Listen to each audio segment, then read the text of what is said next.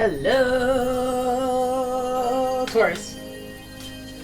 It's umomgtarot, and this is your someone is secretly obsessed with you tarot card reading. We are going to find out who is secretly obsessed with you at this time. You guys have been feeling it. You've been seeing someone, you're like, I feel like there's an extra view on my profile. Who the heck is, what's going on? Who's looking into me? Why is there extra views on my LinkedIn?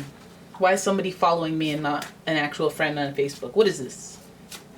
And we're going to find out who, and we're going to find out what they're obsessed with about you. So let's have a look using the astrology reading cards.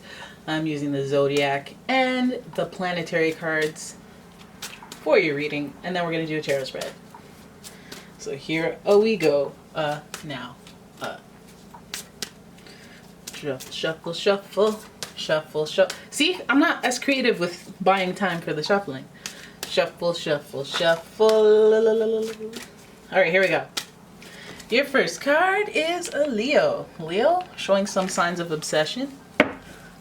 Why not? With Leo energy, the energy is flamboyant, dramatic, proud, and passionate. It focuses on the importance of self-belief.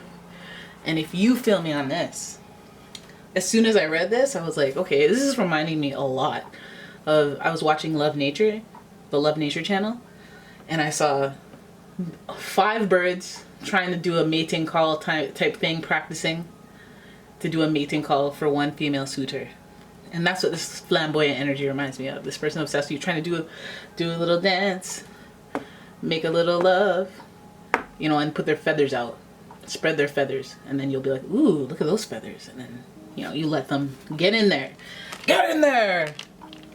All right, so then your next card, let's give it to him, Nancy. Next card is Chiron. Your healing power, empathy, and ability to teach and learn remedies. So, let me help you up. Let me help you back up. You okay? So Chiron represents that part, that wound inside of you that gives you empathy for other people. So, for example, when I was 10, my father passed away.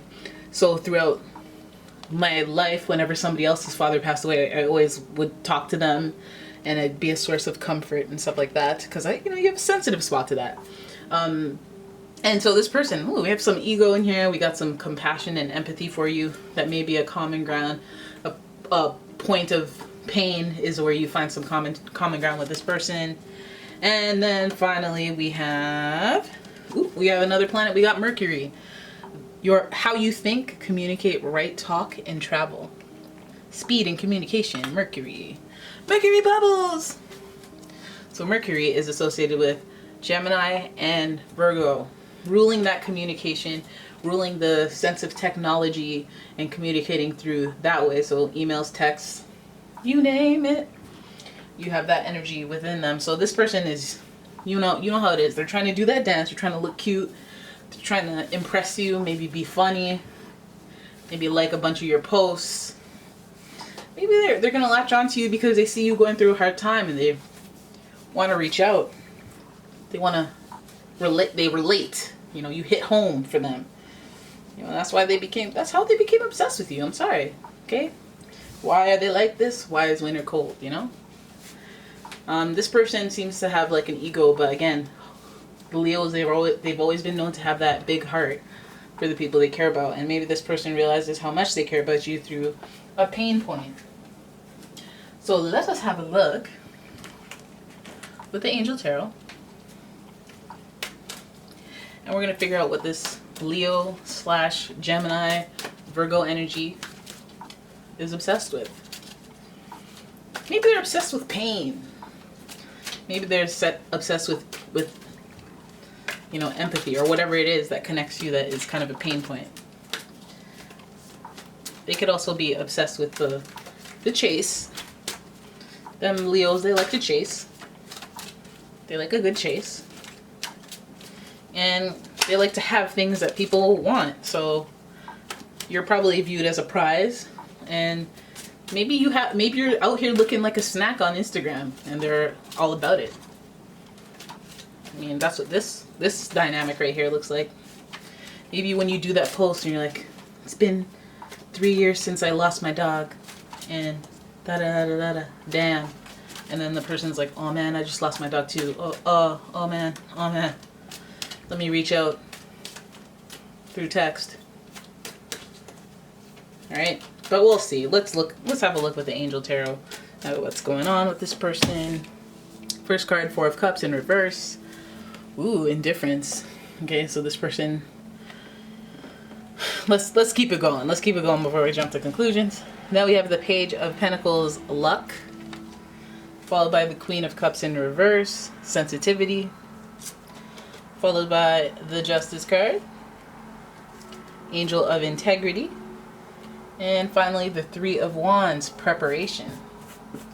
So this person, you out here doing stuff, you're trying to get stuff in order, trying to get busy, like Sean Paul. But let me readjust the camera so that you can actually see the cards.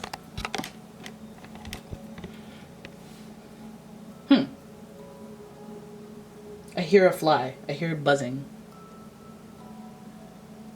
Okay, we're good. We're good. I don't think that's... Hey, this looks kind of low. You can't even really see the cards. Let me fix it. So rude. So rude. Don't worry, let me get the bottoms. Don't worry, I got you. It's kind of low lit too. Damn. You should have fixed this before you started doing the reading. I know. I know. Four of Cups. We're going to start there with indifference. In the beginning, this person did not care about you. Weren't thinking about you. Didn't feel anything for you. Could care less about you. Not to say that they dislike you or anything. They just didn't care. It didn't occur to them. You didn't matter. I'm sorry. Okay? This is before they were obsessed though. This is in the past. Page of Pentacles means they looked into you. Okay? They may have stumbled across your profile by luck, by chance, whatever you want to call it, by the divine. And with that, this person sees an opportunity. You know, they may have stumbled across you by luck, but they see an opportunity where they stumbled. Right? And so that has them looking into things, right? That has them looking into stuff and flexing that sensitivity bone. We already talked about Chiron and the empathy of it all. There's no more empathetic than the Queen of Cups. Very sensitive, but also she can be a little too sensitive. A little too sensitive. Or maybe it's you that's a little too sensitive. Okay, this person may be obsessed with you, but their sensitivity would hinder them from actually doing something about it. All right, because they keep rationalizing and being practical about, does it even make sense to?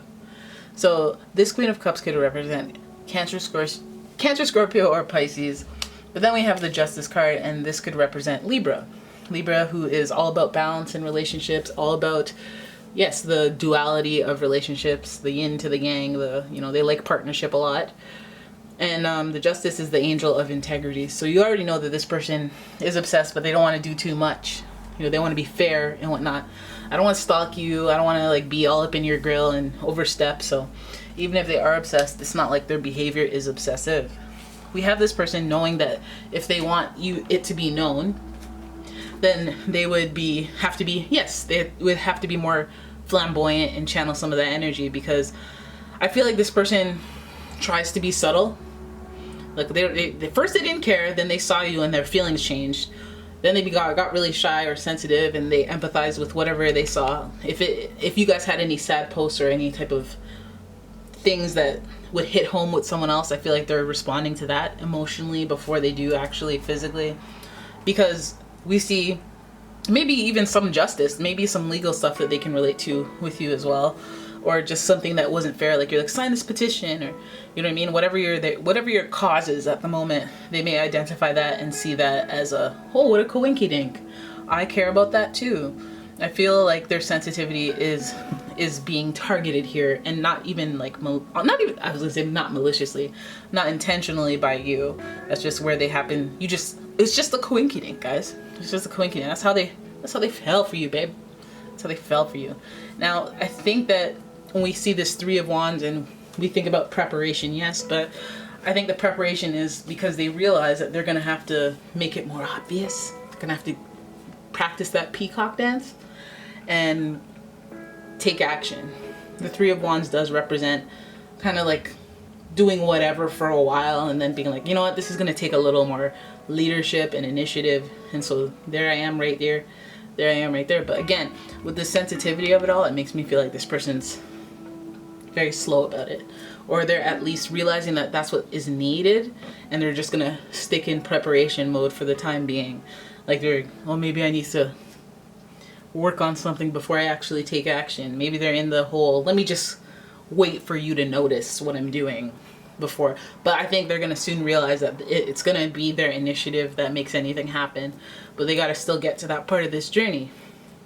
It feels like this, the major arcana being the Justice card, it feels like the stars will align when they're supposed to. There's supposed to be an energy of balance. So with that balance, there would be, and everything happens in due time. You know, maybe this person's taking it slow or trying to rely on divine timing or whatever, waiting for you to notice and stuff like that.